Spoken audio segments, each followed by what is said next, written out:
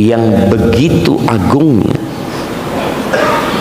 ketika seorang masih menyempatkan diri untuk hadir di majelis ilmu. Tadi kita mendengar imam di rakaat pertama membaca surat apa? Nah, Ali Imran, Masya Allah. Fadhal. Iya jemaah, sebenarnya kalau kita tiap hari mendengarkan bacaan imam dan merenungkannya, dengan izin Allah iman kita akan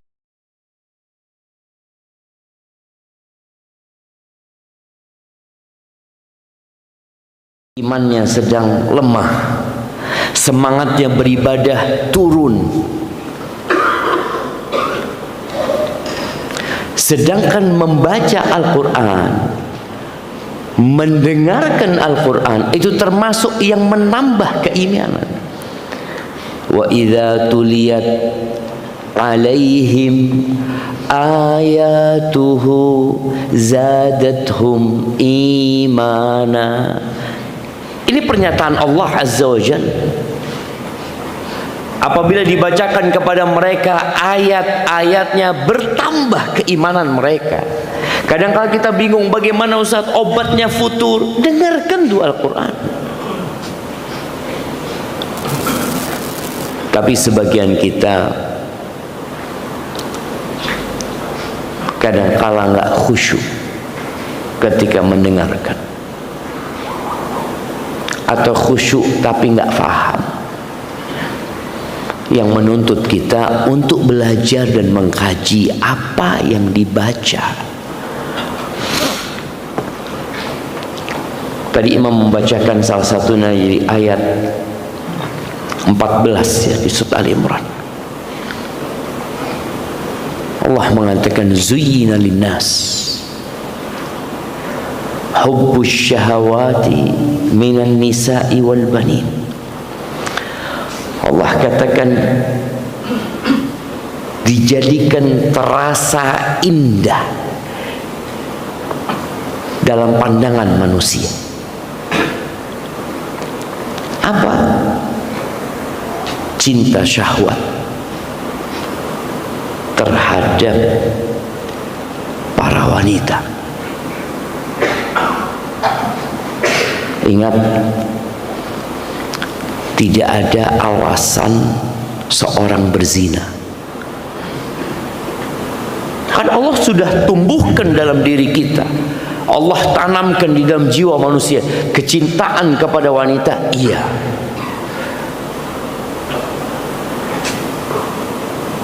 tapi ada aturan yang harus engkau jaga.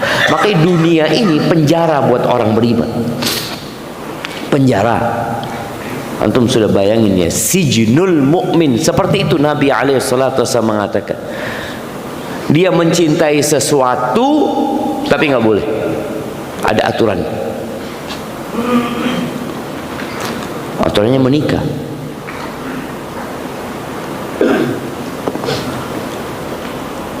Allah mengatakan fankihu ma tabalakum minan nisa mathala wa thulatha fa in khiftum alla ta'dilu fawahida.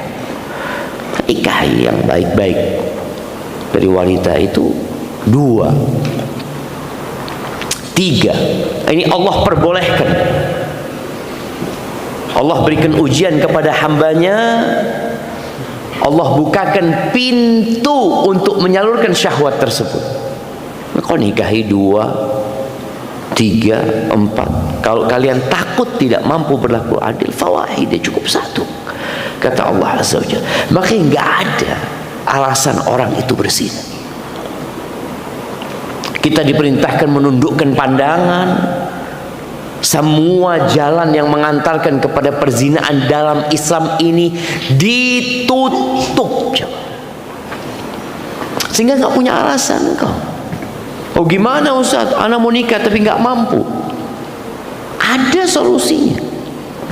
Makanya ketika satu pintu tertutup, jendela dibuka gitu loh. Tapi kadang kalau kita fokus terhadap pintu yang tertutup, masih banyak solusi. Itu yang pertama Allah katakan. Setelah nisa wal banin, anak-anak.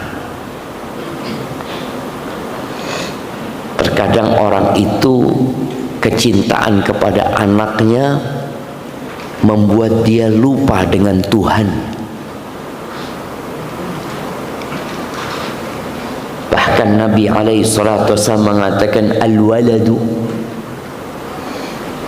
majbanatun majhalatun mabkhalatun mahzanah. Anak itu sumber kekikiran. Orang itu kadang-kala demi anaknya dia nggak lagi bersedekah, berbagi, jadi bakhil. Berpikir masa depan anaknya, nabung untuk anaknya, ini untuk anaknya, lupa sama dirinya. Engkau harus menyelamatkan dirimu sebelum menyelamatkan anak-anakmu. Makanya kalau kita lihat doa-doa Nabi pun ketika memohon buat anaknya, dia minta buat dirinya sendiri. Memintakan buat orang tuanya, berdoa buat dirinya sendiri. Rabbighfirli wali walidayya. Ya Allah, ampuni aku dan kedua orang tuaku. Buat anaknya Nabi Ibrahim mengatakan wajnubni wa bani an na'budal asnam. Hindarkan aku dulu dan anak keturunanku. Rabbij'alni muqimas shalah. Jadikan aku orang yang mendirikan salat. Aku dulu ya Allah. Wa min dzurriyyati, dan dari anak keturunanku. Tapi terkadang orang tua demi anak-anaknya lupa dengan keselamatan dirinya. Anak itu tadi sumber kebakhilan, majhalah, sumber kebodohan. Berapa banyak orang tua bertindak bodoh, meninggalkan majelis ilmu, nggak belajar, gara-gara anak, karena sibuk cari duit. Yang ketiga mahzanah, sumber kesedihan. Kemudian yang keempat majbanah, anak itu menjadi sumber sifat pengecut orang tua. Tapi itu ditumbuhkan di diri kita, kecintaan kepada anak. Lalu Allah katakan wal qanatiril muqantarah, dan Allah cintakan di dalam diri manusia ini terhadap harta benda yang bertumpuk-tumpuk. Emas, perak, minadz zahabi wal fidda wal khailil musawwamah, kuda-kuda pilihannya. Dari sejak kecil jamaah, anak itu cinta. Antum lihat anak-anak kecil, melihat mobil-mobil bagus, oh bagus banget. Sejak kecil gak tahu apa-apa dia. Melihat barang-barang yang indah, Allah sudah tanamkan di diri manusia. Wal an'am wal an'am wal harth, ya, binatang-binatang ternak, perkebunan. Lalu Allah katakan dzalika mataul hayat, itu loh kesenangan kenikmatan dunia. Itu. Wallahu indahu husnul ma'ab, dan di sisi Allah ada tempat kembali yang baik. Semuanya akan kau tinggalkan.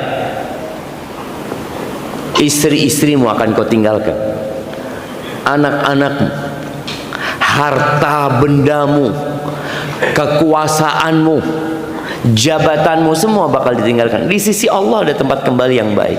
Lalu Allah menyuruh nabinya, qul, katakan kepada mereka, a'unabbi'ukum bi khairin min dzalikum, kalian mau nggak aku kasih tahu yang lebih baik, yang lebih baik daripada yang dikejar manusia, yang dicintakan kepada diri manusia. Apa yang lebih baik? Lilladzina taqaw inda rabbihim, buat orang-orang yang bertakwa di sisi Tuhan mereka. Apa? Jannat, surga. Ahibati fillah, sebagian orang berpikir bahwasanya surga yang digambarkan dalam Al-Quran itu iming-iming buat bangsa Arab, karena di sana nggak ada kebun-kebun, taman-taman, nggak hijau lah di Arab itu, maka dikasih tawaran yang hijau-hijau. Emangnya seperti itu? Orang Jakarta mah kalau berlibur kemana? Orang di depan rumahnya udah hijau, ada apa ke puncak? Iya, ada sesuatu yang dia inginkan. Mereka suka. Maka Allah tawarkan itu. Jannat tajri min tahtihal anhar. Bayangin dia, surga yang sungai itu mengalir dari bawahnya. Ada 4 sungai. Sebutkan 4 sungai di surga.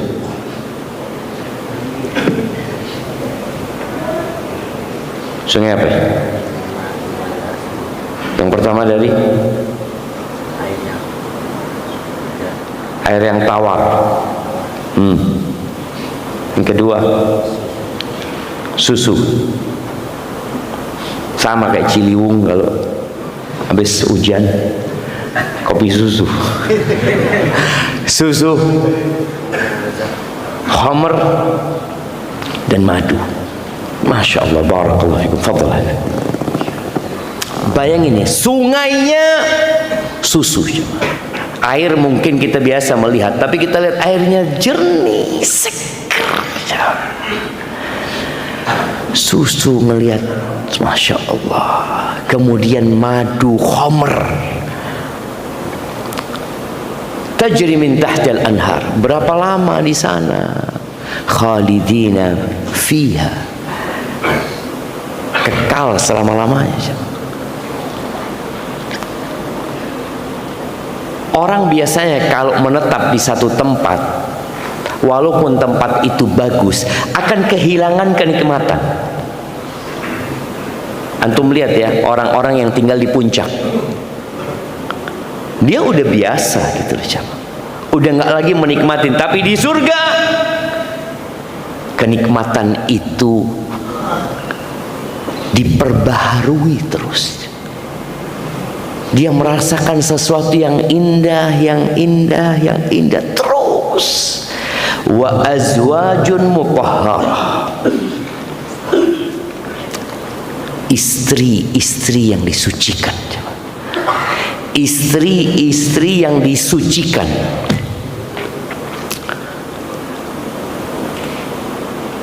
Anak kemarin dapat potongan video. Ini ada kaitannya dengan istri-istri yang disucikan. Dapat potongan video tentang seorang laki-laki lagi ngobrol sama sohibnya di sebuah warung. Dia ngomong, engkau tahu nggak? Engkau kalau masuk surga, istrimu bersamamu, kata dia. Dia lagi minum jamaah. Kok, kata dia, bener, istri kita sama kita lagi, kata dia. Ya Allah, azab dunia, azab akhirat, kata dia. Dia berpikir ketemu istri, aduh ya Allah. Dia kan kebayang bidadari jamaah, kemudian kebayang istrinya lagi.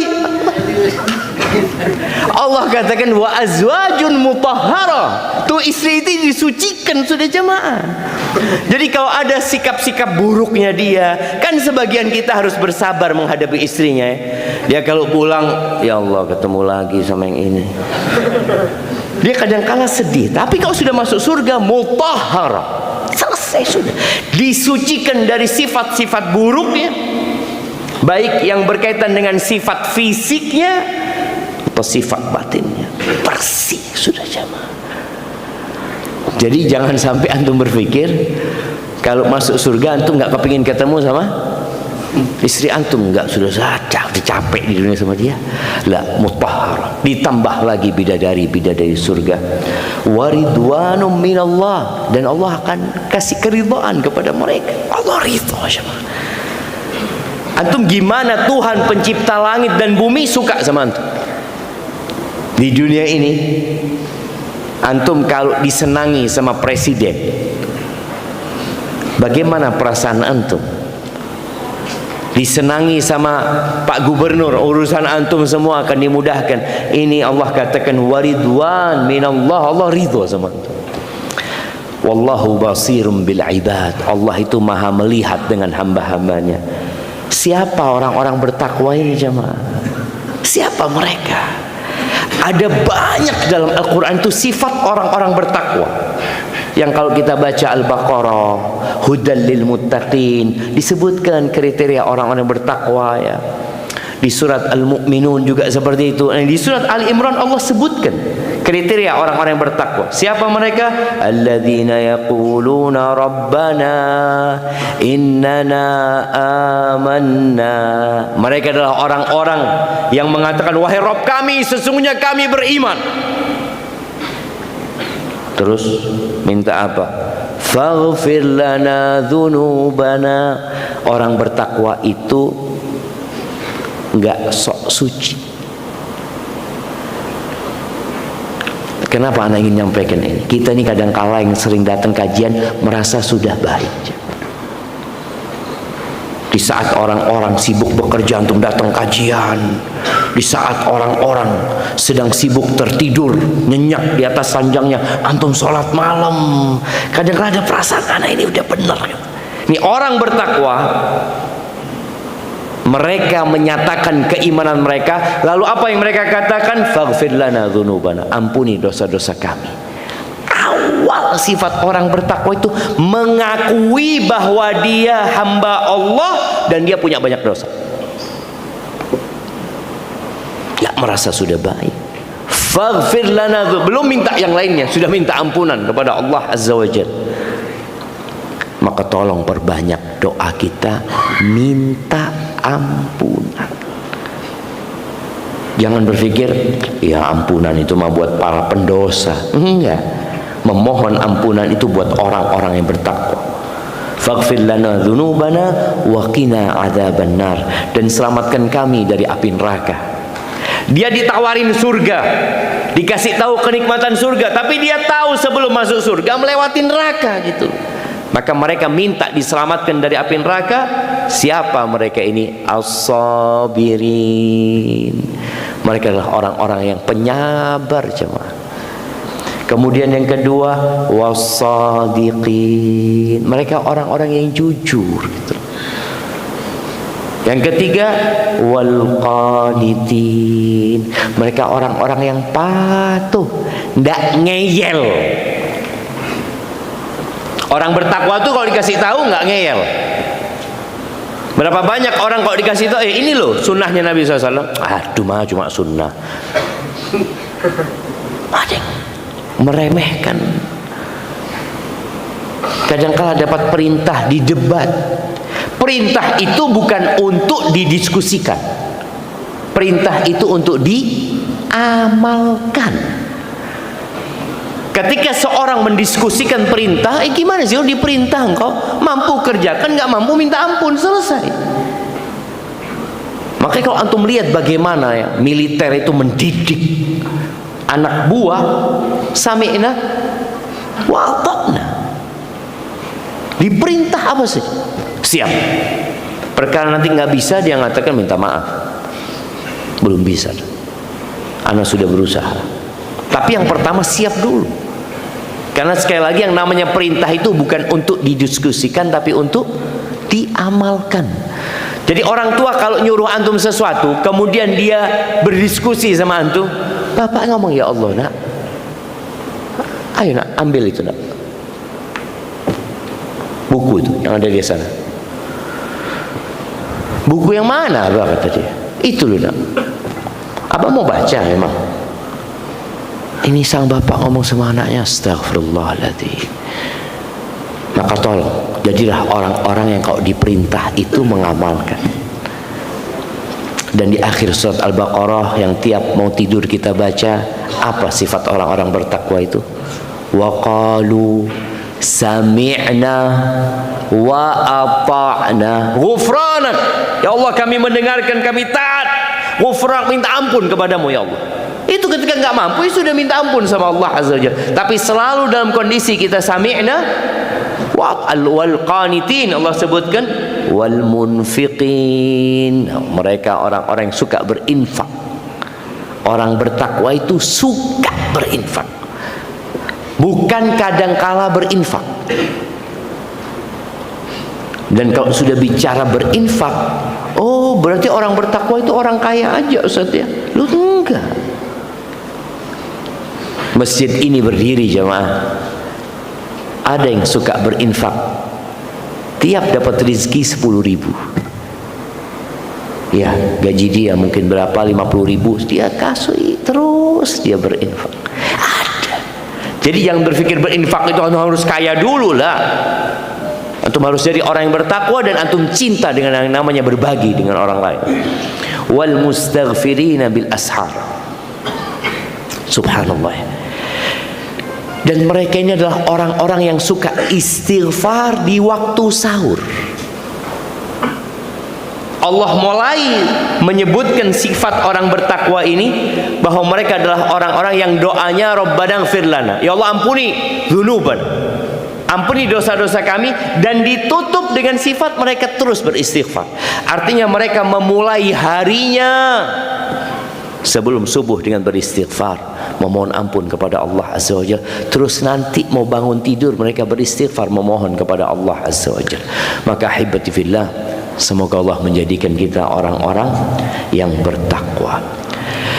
Ya, kita tanggal berapa hari ini?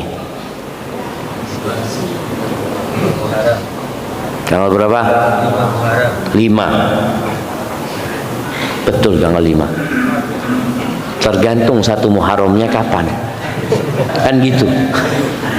Yang satu Muharramnya hari Ahad, hari ini tanggal 5. Yang Muharramnya hari Senin, hari ini tanggal 4. Dan subhanallah, betapa indahnya agama Islam ini, yang sampai anak cucu kita, sampai kiamat nanti akan terus ada perbedaan ini ya. Penentuan awal bulan tidak seperti bulan Januari sampai bulan Desember, nggak ada perubahan, nggak ada ceritanya terjadi khilaf di antara siapa yang mau khilafnya, di antara astro, nggak ada. Karena memang dalam agama kita penentuan awal bulan itu pakai rembulan. Dan mengingatkan kembali, kita berada di awal tahun.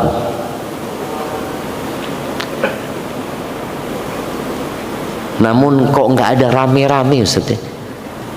Tidak seperti Desember, yang kalau pergantian tahun itu seluruh dunia mungkin, tidak terkecuali Indonesia dengan penduduk muslim terbanyak, apa masih dipertahankan itu jemaah? Iya, Indonesia masih nomor 2 sekarang. Nomor 1 Pakistan jemaah. Makanya antum bikin anak yang banyak gitu jemaah, supaya bisa bersaing sama Pakistan gitu. Karena di antara perintah Nabi SAW dalam pernikahan itu adalah untuk memilih yang subur dan penyayang. Apa sebabnya? Fa inni mukatsir bikumul umam yaumil qiyamah. Aku akan berbangga dengan banyaknya umatku pada hari kiamat. Maka bagaimana bangsa Indonesia menyumbangkan buat umat Nabi SAW, buat Nabi kita Muhammad SAW, dengan jumlah muslim yang terbesar. Kok ngomong itu anak jamaah? Kenapa barusan bicara itu? Oke, anak ingat sudah. Tadi anak sampaikan bahwasanya ketika bicara Desember, seluruh dunia semarak menyambut tahun baru. Tidak terkecuali Indonesia. Sedangkan untuk menyambut Muharram biasa-biasa aja. Bahkan boleh jadi banyak yang nggak tahu bahwa kita sudah berpindah tahun. Emangnya ada syariat tertentu untuk perpindahan tahun umat Islam? Nggak ada memang. Tapi kita masuk ke awal tahun yang itu merupakan bulan haram. Kita masuk ke awal tahun yang kata Nabi kita Muhammad alaihi salatu wassalam, khairus siyam ba'da Ramadan syahrullahil muharram. Sebaik-baiknya puasa setelah bulan Ramadan adalah puasa di bulan Muharram. Puasa di bulan Muharram ini jemaah. Jadi ketika kita tidak, kita biasa-biasa aja. Ketika orang berpikir sekarang bulan Juli, ya sudah nggak ada yang berkaitan dengan ibadah umat Islam. Tapi tatkala berbicara bulan Muharram, yang dulunya bulan Muharram ini sebelum Islam namanya apa? Apa yang tahu?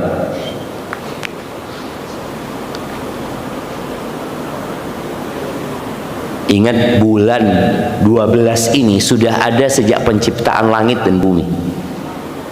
Semua agama yang Allah utus nabi-nabinya, mereka berpatokan dengan bulan, bukan dengan matahari.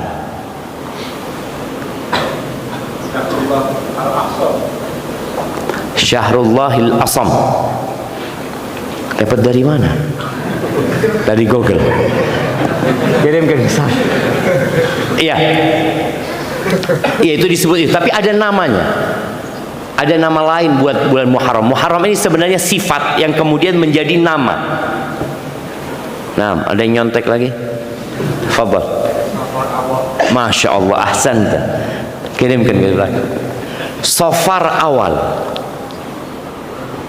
Jadi safar awal, safar kedua. Ada safar awal, ada safar kedua. Kemudian Rabiul Awal, Rabiul Akhir gitu kan. Jadi dulu sebelum Islam dinamai dengan safar pertama. Safar pertama. Sebagaimana Rabiul Awal, Rabi yang pertama, seperti itu. Kemudian ketika datang Islam disebut Muharram, yang sebenarnya Muharram ini lebih kepada sifat yang menyatakan bulan ini bulan yang diharamkan. Ada 4 bulan yang diharamkan sebenarnya. Sebutkan. Bulan apa aja? Bulan Muharram. Terus bulan apa?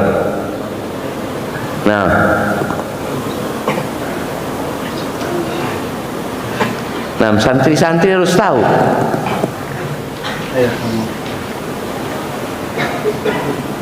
Nah, belakangnya yang pakai seragam ini tanyain. Muharram, Dzulhijjah, Dzulqa'dah. Lupa. Barakallahu fikum. Satunya lagi Rajab. Enak, satu aja antum. Fadhal, barakallahu fikum. Nah, bismillah. Iya. Ini kok jadi ada 2 bendera? Ini benderanya masjid. Allah, mudah-mudahan Allah membebaskan Masjidil Aqsa jemaah.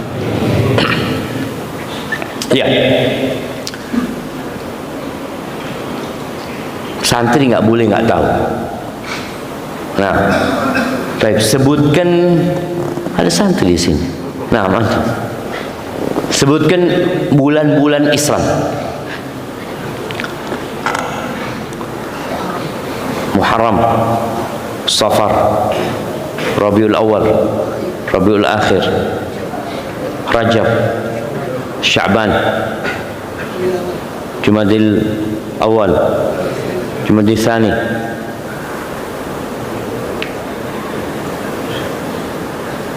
Ramadan, Syawal, 10 aja.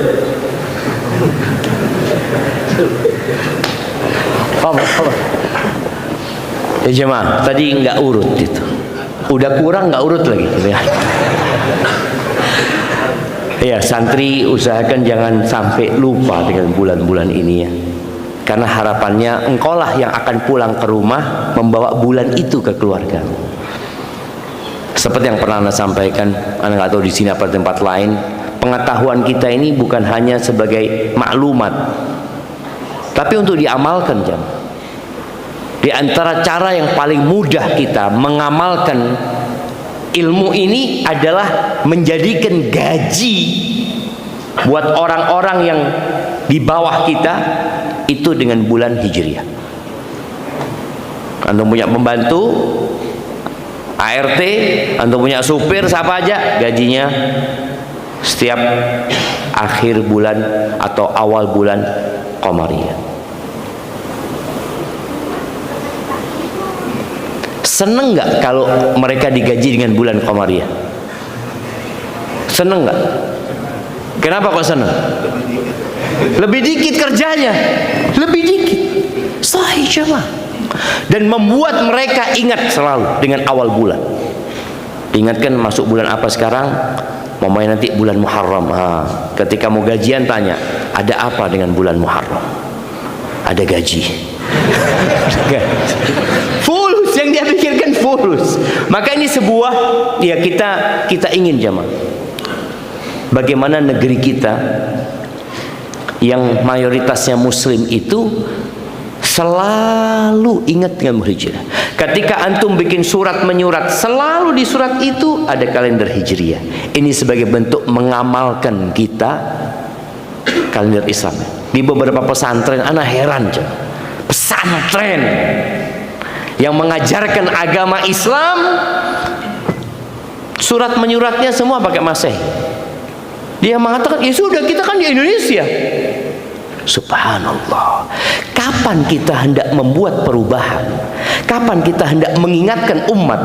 Kalau kita yang mengajarkan agama ini, kita meninggalkan nilai-nilai agama. Kan nggak dosa. Subhanallah. Ketika kita membuat orang lupa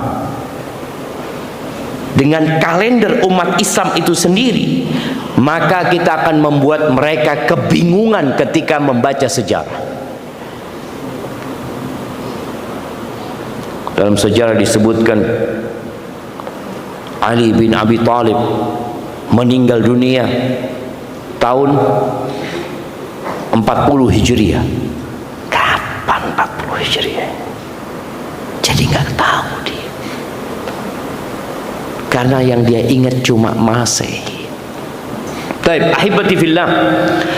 Rasulullah sallallahu alaihi wasallam menyebutkan bahwa afdalus siyam ba'da syahri Ramadan syahrillahi al-Muharram.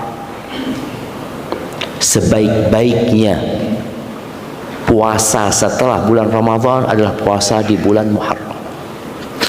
Subhanallah ya, kalau kita melihat Allah menutup tahunnya dengan bulan Dzul Hijjah yang merupakan bulan haram, dan membuka tahunnya dengan bulan Safar pertama tadi adalah bulan Muharram, di mana seorang di bulan Muharram ini dilarang untuk berperang.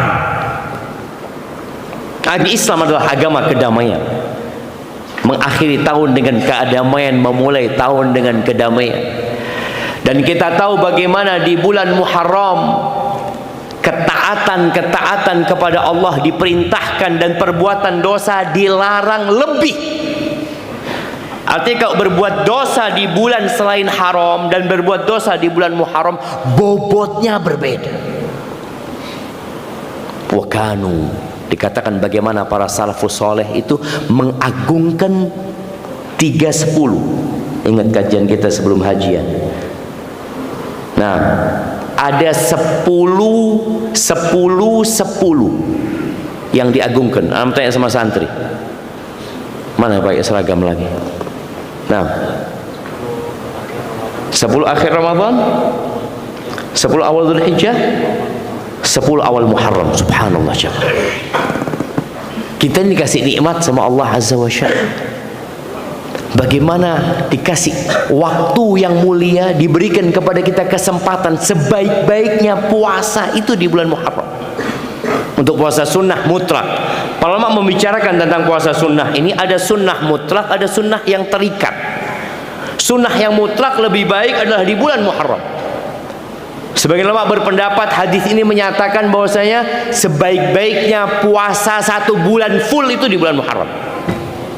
Kalau mau puasa sebulan full itu di bulan Muharram. Sebagian ada yang berpendapat seperti itu. Tapi kita tahu Nabi SAW nggak pernah puasa 1 bulan full kecuali bulan Ramadan. Maka perbanyak puasa di bulan Muharram ini.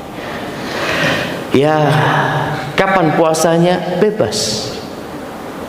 Engkau mau ambil Senin Kemis, engkau mau ambil, anak kayaknya mau puasa 15 hari di bulan Muharram.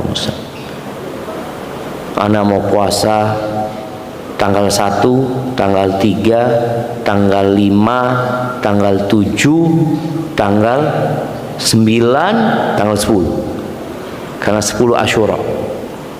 Tanggal 11 anak mau puasa, terus tanggal 13 puasa, 13, 14, 15. Dapat berapa sudah? Antum hitung tuh. Terus tanggal 17 mau dia mau puasa seperti itu, tafadhol. Anak kayaknya mau ambil Senin Kemis aja. Anak kayaknya mau ambil, Ustaz kayaknya puasa Asyura aja Ustaz, kata dia. Enggak apa-apa syabab. Tapi jangan sampai di bulan Muharram ini kita nggak punya puasa. Kenapa? Ketika Nabi SAW ditanya tentang ibadah puasa, beliau mengatakan as-siyam la idlalah. Puasa itu nggak ada yang menyainginya. Allah cinta dengan ibadah puasa ini. Bagaimana manusia mengontrol syahwatnya, menundukkan nafsunya dengan puasa. Bahkan kata Nabi SAW, kullu amal ibni Adam lahu. Semua amalan Adam, anak Adam itu ya buat dia. Illa siyam, kecuali puasa. Kata Allah Azza wa Jalla, puasa itu milikku.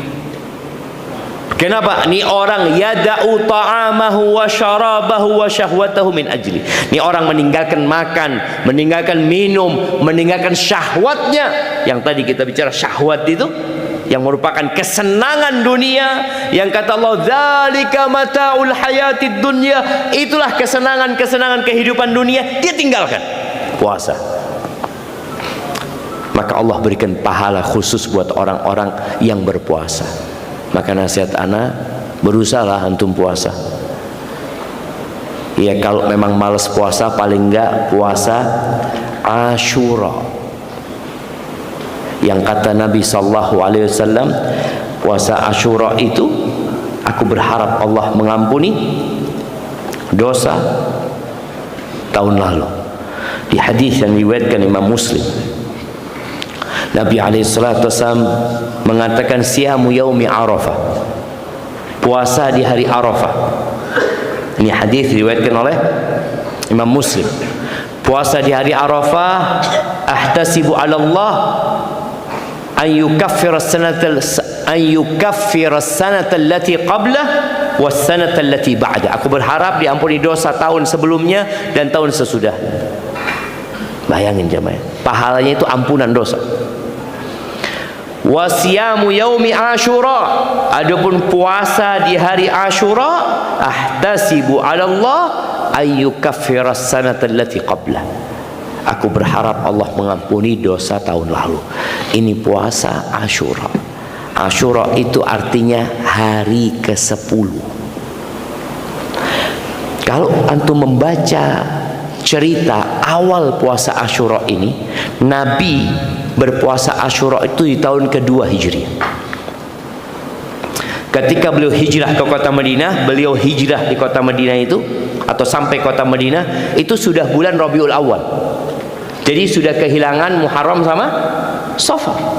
Berarti tahun keduanya disebutkan Nabi alaihi salatu wassalam mendapati orang-orang Yahudi puasa Asyura. Dan sampai hari ini orang Yahudi itu punya perayaan. Anda ingat biasanya kita itu berangkat ke Palestina di bulan Muharram. Cuma mereka mengatakan kalau bisa jangan di bulan Muharram tadi. Soalnya mereka punya perayaan orang-orang Yahudi. Berarti mereka tetap berpegang teguh dengan bulan-bulan Qamariyah ini. Memang dia berganti kalau mengikuti Masehi. Kalau tidak mengikuti Masehi tetap puasa Asyura ya tanggal 10 Asyura. Tahun ini kita puasa Asyura tanggal berapa? Tanggal berapa? Tanggal 16. Iya, 16 apa? Ya Asyura tanggal 10 lah tetap. Kalau bilang Asyura itu tetap tanggal 10. Tanggal 10. Jadi nggak ada cerita tanggal 16, jadi tanggal 16 atau 15 saja. Tanggal 7, tanggal 10. Asyura itu 10 Muharram. Cuma karena ada perbedaan sekarang di antara ulama, kalau Anda katakan menetapkan umpamanya awal Muharramnya sehingga berdampak kepada tanggal 10-nya. Terus gimana puasa? Ya udah puasa tanggal 9, tanggal 10. Atau mau puasa dari tanggal 8, 9, 10, 11, 12 boleh puasanya jemaah. Jadi jangan dibikin beban akhirnya masalah ini. Bahkan Nabi alaihissalatu wassalam ketika awal datang ke kota Madinah melihat Yahudi pada puasa di tanggal 10 Muharram ini, beliau tanya kenapa mereka melakukan itu. Kata mereka, dzaka yaum najjallahu fihi Musa wa ahlaka adubatu. Itu hari di mana Allah menyelamatkan Nabi Musa dan membinasakan musuh. Dan kami puasa syukron lillah. Sebagai bentuk syukurnya itu puasa. Dan kalau kita lihat Nabi alaihissalatu wassalam puasa di hari Senin, kenapa? Itu hari beliau dijadikan Rasul. Itu hari beliau dilahirkan. Itu hari diangkatnya amal. Terus ya syukurnya dengan puasa. Jadi bukan dengan berpesta ria, tapi dengan berpuasa. Maka usahakan kita puasa tanggal 10. Di akhir hayatnya Nabi alaihissalatu wassalam di kota Madinah tahun ke-11 Hijriah. Beliau pulang haji masuk bulan Muharram. Beliau puasa tanggal 10. Para sahabat mengatakan, ya Rasulullah, itu hari di mana orang-orang Yahudi mengagungkannya. Kok kita kayaknya menyerupai Yahudi? Maka Nabi alaihissalatu wasallam mengatakan, la in ishtu, kalau aku hidup, atau beliau mengatakan fa idza kana al-'amul muqbil insyaallah sumna al-yaum at-tasi'. Kalau sampai tahun depan umur kita, insyaallah kita puasa tanggal 9-nya. Tapi ternyata tahun depan beliau meninggal dunia sallallahu alaihi wasallam. Maka dianjurkan untuk puasa tanggal 9 dengan tanggal 10-nya. Ada beberapa hadis yang menyebutkan dianjurkan puasa tanggal 9, 10, 11. Tapi hadis ini didhaifkan. Sebenarnya diriwayatkan oleh Imam Ahmad dan Al-Baihaqi. Disebutkan bahwa Nabi bersabda sallallahu alaihi wasallam, sumu yauma Asyura, kalian puasalah di hari Asyura, wa khalifu fihi al-yahud, dan selisihi kaum Yahudi. Sumu qablahu yauman wa ba'dahu yauman, puasalah sehari sebelumnya dan puasalah sehari sesudahnya. Tapi hadis ini dhaif. Walaupun sebagian ulama beramal dengan hadis dhaif dan melihat memang untuk menyelisihi Yahudi, maka kita bisa dengan puasa tanggal 9, 10 atau 10, 11 atau 9, 10, 11. Dan di hari Asyura ini jamaah ada ritual yang dilakukan oleh sekte Syiah. di mana hari yang Nabi bersyukur, mereka jadikan hari ini hari untuk bersedih karena tewasnya Husain ibn Ali ibn Abi Thalib radhiyallahu anhuma. Iya, kita sedih. Siapa yang tidak sedih? Cucu Nabi alaihi salatu wassalam, sayyidu syababi ahlil jannah, yang termuka di antara pemuda-pemuda surga itu Husain, raihanatun Nabi sallallahu alaihi wasallam, seorang yang dicintai sama Nabi SAW, tewas dibunuh. Kita bersedih, tapi bukan berarti kita kemudian membuat ibadah baru, karena ibadah yang sudah ditetapkan adalah berpuasa di tanggal 10 ini. Tapi juga ada ritual yang dilakukan oleh sebagian orang, jemaah. Ada yang menyebut bahwasanya Asyura ini hari anak-anak yatim.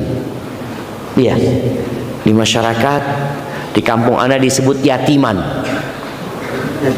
Iya, yatiman, artinya mereka berbagi dengan anak-anak yatim. Ada sebuah hadis, yang hadis ini diriwayatkan oleh Abdullah bin Mas'ud dari Nabi alaihi salatu wassalam, bahwa beliau bersabda, man wassa'a ala iyalihi yaum Asyura lam yazal fi sa'atin sa'iri sa'ira sanatihi. Barang siapa yang di hari Asyura itu dia berbagi, meluaskan rizkinya buat keluarganya, maka sepanjang tahun akan diluaskan rizkinya. Tapi hadis ini dhaif. Berkaitan dengan yatim juga seperti itu. Walaupun ada sebagian ulama, bukan sebagian ulama ya, di buku-buku fikih pun banyak menjelaskan bahwa hari Asyura itu adalah hari untuk banyak berbagi kepada keluarga, kepada anak-anak yatim. Tapi hadisnya dhaif. Sebagian berpendapat hadisnya sahih, kemudian mereka mengamalkan itu. Maka harapannya di bulan Muharram ini tetap jaga diri dari perbuatan dosa, perbanyak puasa. Antum mau berbagi sama keluarganya, tafadhol. Dan sejatinya kalau mau berbagi sama keluarga itu nggak harus nunggu Asyura. Antum kasih kepada keluargamu ketika punya keluasan rizki. Dan jangan jadi suami yang bakhil, jangan jadi bapak yang bakhil, karena sifat bakhil ini akan menyebabkan keluarga benci sama antum. Baik, sebelum ditutup ini ada pertanyaan. Assalamualaikum warahmatullahi wabarakatuh. Ustaz, ana mau bertanya tentang puasa pada bulan Muharram. Lebih baik mana, berpuasa pada tanggal 9 atau 10 atau keduanya? Bagaimana pendapat Ustaz dan apa hikmah menambah puasa pada hari ke-9? Insya Allah sudah terjawab ya pertanyaan ini. Bahwasanya Asyura itu artinya tanggal 10. Asyura itu tanggal 10. Kalau tanggal 9 disebut Tasu'a, dari Tis'ah tadi, Tasik jadi Tasu'a. Jadi puasa yang sebenarnya tanggal 10-nya. Jadi kalau antum hanya mau puasa 1 hari, tanggal 10. Tapi kalau mau puasa 2 hari, 9 dan 10. Hanya saja tadi yang ada masalah di sini, penetapan tanggal 10-nya. Ya sudah, berarti antum kalau mau puasa 1 hari, puasa tanggal 9 sama tanggal 10. Niatnya cari Asyura, dan itu akan dapat pahala insya Allah. Apa hikmahnya menyelisihi orang-orang Yahudi? Pahalanya insya Allah yang penambahan 1 hari itu ya, untuk menyelisih orang-orang Yahudi. Adapun hikmahnya kita bersyukur kepada Allah, karena kita lebih pantas untuk mensyukuri nikmat yang Allah berikan kepada Nabi Musa alaihi salatu wassalam, dan akan diampuni dosa 1 tahun.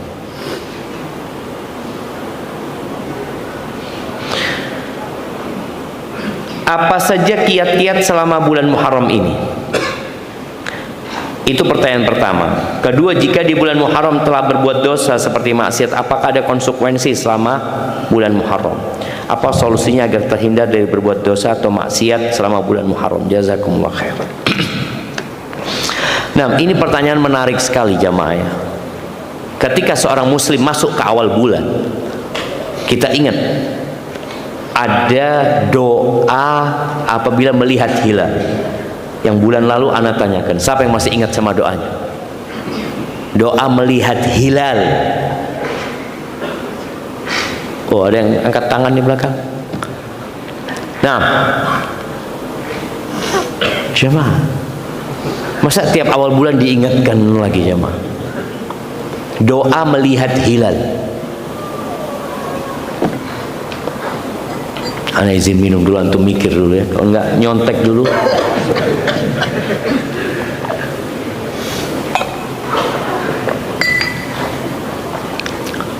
Nah, mana jemaah? Doa melihat hilal. Ini antum tadi tanya kiat-kiat untuk masuk bulan Muharram. Kiat yang pertama tadi udah mempersiapkan diri. Oh, nanti di awal bulan aku akan berpuasa. Kalau aku melihat hilal, aku akan berdoa. Apa doanya? Allahu Akbar, la haula wala quwwata illa billah. Dapat di mana doanya? Nyontek bener. Anak kok nggak pernah dapat ya? Coba nanti contekannya kasihkan ke anak. Dapat di mana? Sama. Ini ada hadisnya. Artikelnya enggak. Yang ada hadisnya. Kita beramal berdasarkan dalil.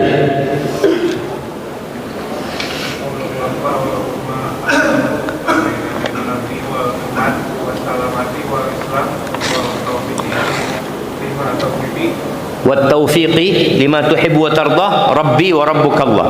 Masya Allah. Nah, tidak apa-apa nyontek jemaah. Antum tiap awal bulan itu nyontek. Kelihatan hilal, mamanya pulang habis salat maghrib, salat isya. Ya Allah, ini hilal awal bulan nih. Keluarkan contekannya. Nah, karena tadi kita ini kepingin minta sama Allah di awal bulan ini sampai akhir jadi kebaikan. Kita Allahumma ahillahu alaina bil amni wal iman was salamati wal islam. Ya Allah, jadikan bulan ini bulan yang penuh dengan keamanan, keimanan, keislaman, keselamatan. Ada yang coba sampai situ lalu mengatakan Rabbi wa rabbukallah, Tuhanku dan Tuhanmu adalah Allah Azza wa Jalla. Ketika antum memulai bulan itu dengan doa, insya Allah yang lainnya dikasih taufik sama Allah. Tapi kalau sudah mulai awal bulan dengan dosa, apa yang harus antum lakukan? Ya, antum harus lebih memperbanyak kebaikan. Innal hasanati yudhibnas sayyi'at. Kebaikan-kebaikan itu mengusir, menghapuskan dosa-dosa. Barakallahu fikum. Masya Allah. Afwan, izin bertanya terkait dana manfaat haji. Tahun 2019 yang lalu, Anda mendaftar haji khusus melalui travel. Yang disetorkan ke travel tersebut diserahkan ke Kemenak dan dikelola oleh BPKH, Badan Pengelola Keuangan Haji. Tahun ini setelah pelaksanaan ibadah haji selesai, ada dana yang dikembalikan sebagai dana manfaat melalui rekening travel dan ditransfer ke rekening masing-masing jamaah. Pertanyaan ana, apakah dana ini boleh digunakan mengingat waktu pendaftaran dulu tidak ada akad bagi hasil atau sejenisnya? Jazakallahu khairan wa barakallahu fikum. Wallahu a'lam bissawab. Ya, ana kemarin sempat menyimak diskusi antara beberapa ustadz berkaitan dengan dana yang dipertanyakan ini.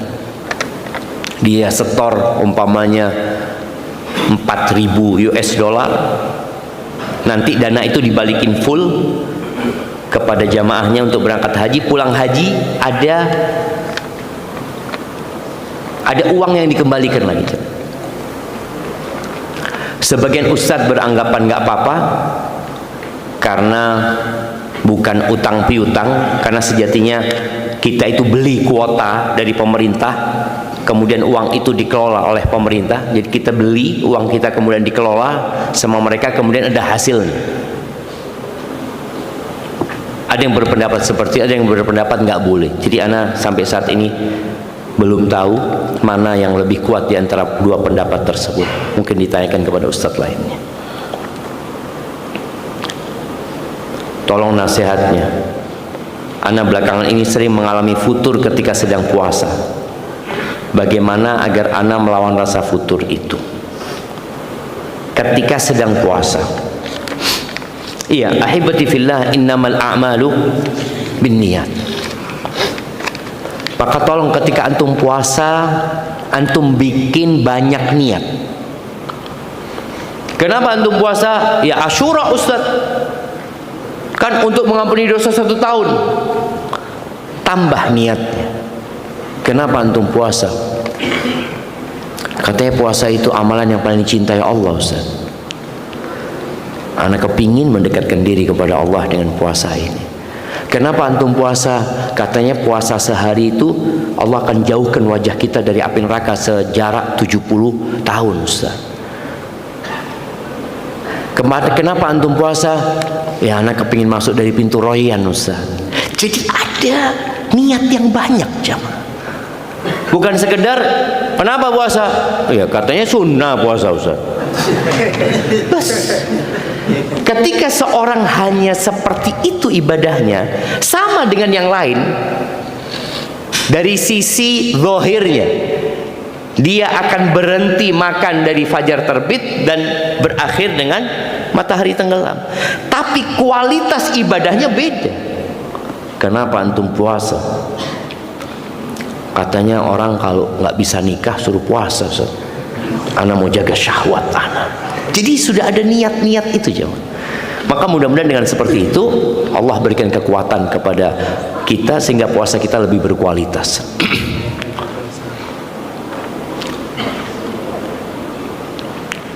Ustaz, sebagaimana yang telah kita ketahui, yaitu jika kita mendoakan saudara kita semuslim, maka malaikat akan mendoakan ke kita yang setimpal. Lalu bagaimana jika ada orang yang berdoa, Allahumma ighfir lil mu'minina wal mu'minat wal muslimina wal muslimat, apakah orang tersebut akan didoakan dengan ampunan setimpal sesuai dengan seberapa banyak orang yang mendapatkan manfaat dari doa kita? Nah, sahih. Antum ketika berdoa buat orang lain, antum akan didoakan oleh malaikat. Kemudian antum akan mendapatkan kebaikan dengan setiap orang yang antum doakan. Dan antum rasakan ya, ketika antum berdoa lalu antum doakan orang lain, bukan cuma doa ini.